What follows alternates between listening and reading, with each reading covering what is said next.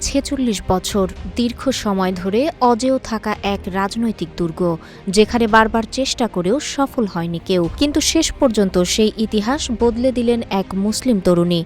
ভারতের কেরালা রাজ্যে ঘটে গেল এই চমকপ্রদ ঘটনা।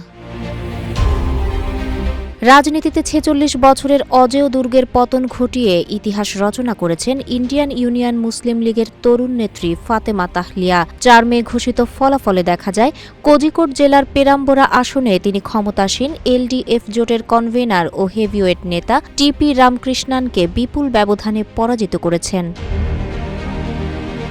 এই জয়ের মাধ্যমে তাহলিয়া কেবল নিজের দলের প্রথম নারী বিধায়ক হওয়ার গৌরবই অর্জন করেননি, বরং 1980 সাল থেকে সিপিআইএম-এর একচ্ছত্র আধিপত্য থাকা এই আসনে হানা দিয়ে জীবন অবাক না করলে কে করবে? 28% মিল্ক ফ্যাটের অবাক করার সাথে ফ্রেশ মিল্ক পাউডার। জীবন অবাক করুক প্রতিদিন। জায়ান্ট কিলার হিসেবে আবির্ভূত হয়েছেন। পেশায় আইনজীবী ও হিজাব পরিহিত এই লড়াকু তরুণীর বিজয়কে কেরালার রাজনৈতিক বিশ্লেষকরা বামপন্থীদের জন্য এক বড় ধরনের ধাক্কা হিসেবে দেখছেন।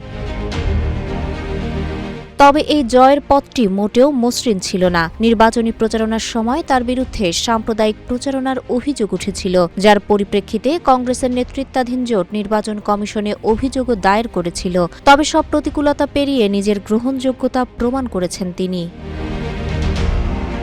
ছাত্রজীবন থেকেই রাজনীতির মাঠে সক্রিয় তাহলিয়া ছাত্র সংগঠন এমএসএফ-এর নারী শাখা হারিতার প্রতিষ্ঠাতা সভাপতি ছিলেন। দলীয় নেতৃত্বের ভেতর নারী অধিকার ও লিঙ্গ সমতা নিয়ে সাহসী কথা বলে বিভিন্ন সময় আলোচনায় আসা এই তরুণী এখন কেরালা বিধানসভায় আইইউএমএল-এর নারী প্রতিনিধিত্বের প্রতীকে পরিণত হয়েছেন।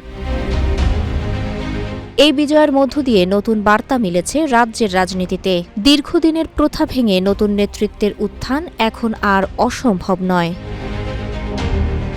তাহের আক্তার, রূপালী বাংলাদেশ।